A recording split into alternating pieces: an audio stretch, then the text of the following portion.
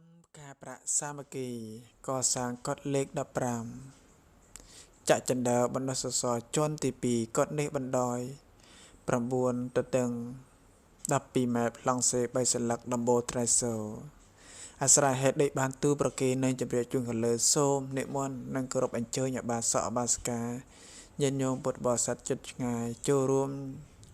កសាងទីសេនាសនៈដើម្បីថ្វាយព្រះសង្ឃដើម្បីបានគង់សិក្សារៀនសូត្រសូមអនុមោទនា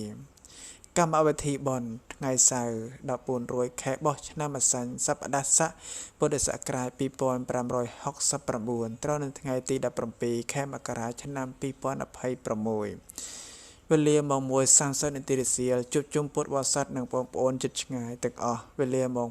2:30 នាទីរសៀលប្ររោបបទនមស្ការព្រះរតនត្រ័យចម្ពោះសម្ដែងព្រះធម៌ទេសនាអ្នកផ្ដើមអន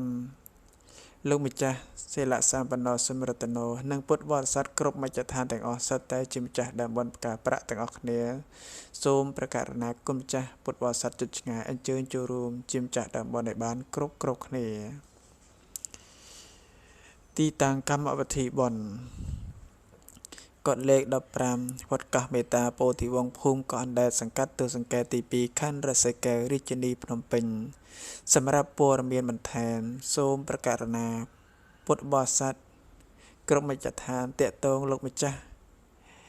ព្រះភិក្ខុសិលសម្បណ្ណោសមរតនោដែលមានលេខទូរស័ព្ទ011 5582 68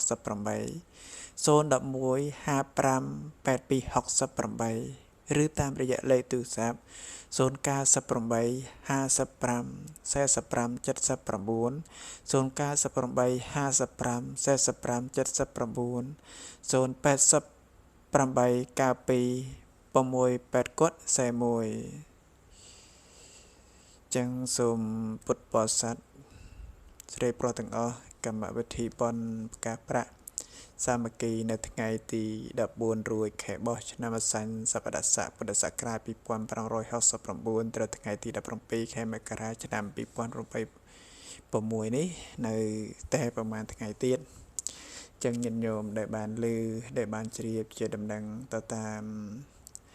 ប្រព័ន្ធអនឡាញប្រព័ន្ធ Facebook ក៏សូមចូលរួមទៅតាមសទ្ធាជាថ្លាដើម្បីចៅកុសលផលបុណ្យដើម្បីកសាងនៅទីសេនាសនៈដល់ព្រះសង្ឃដែលនិមន្តនិងសិស្សនិស្សិតដែលអញ្ជើញមកពីខេត្តនានាដែលមកទីភ្នំពេញដើម្បីបានជាទីសេនាសនៈដើម្បីបានគង់សិក្សារៀនសូត្រគាត់នឹងឥឡូវគឺបានមួយជាន់ហើយឥឡូវកំពុងតែខ្វះខាតសម្រាប់មួយជាន់ទៀតសម្រាប់ប្រសង់និងសិស្សនិស្សិតសម្រាប់គង់សិក្សារៀនសូត្រគាត់នឹងគឺឥឡូវពេញអស់ហើយអញ្ចឹងនៅគឺតម្រូវការដើម្បីកសាងបន្តទៀតដើម្បីបានកន្លែងដល់ប្រសង់និងសិស្សបានគង់សិក្សារៀនសូត្រចឹងញាតិញោមពុទ្ធបរិស័ទជិតឆ្ងាយទាំងអស់សូមចូលរួមកសាងជាមួយនឹងខ្ញុំគណតាភិបដើម្បីដំណើរការបន្តទៅមុខទៅតាមសមត្ថភាពនិងទៅតាមធនធានរបស់យើងដែលអាចកសាងនិងធ្វើទៅបានដើម្បីជាប្រយោជន៍ដល់ព្រះពុទ្ធសាសនានិងដើម្បីជាសម្បត្តិរបស់វត្តអារាមរបស់ពុទ្ធសាសនាហើយក៏ជាទីសេនាសនៈសម្រាប់សាមណសិស្សនិស្សិតគង់សិក្សារៀនសូត្រនៅភ្នំពេញផងដែរសម្រាប់ពុទ្ធបរិស័ទដែលត្រូវការចូលរួមជាម្ចាស់ដើមបុណ្យឬចូលរួមជាម្ចាស់សទ្ធាគឺពុទ្ធបរិស័ទអាចតាក់ទងមកខ្ញុំកណាអាត្មាភាពតាមទូរស័ព្ទដែលបានជម្រាបខាងលើហើយគឺមានលេខទូរស័ព្ទ011 55 87 68ហើយ098 55 48 79 098 55 45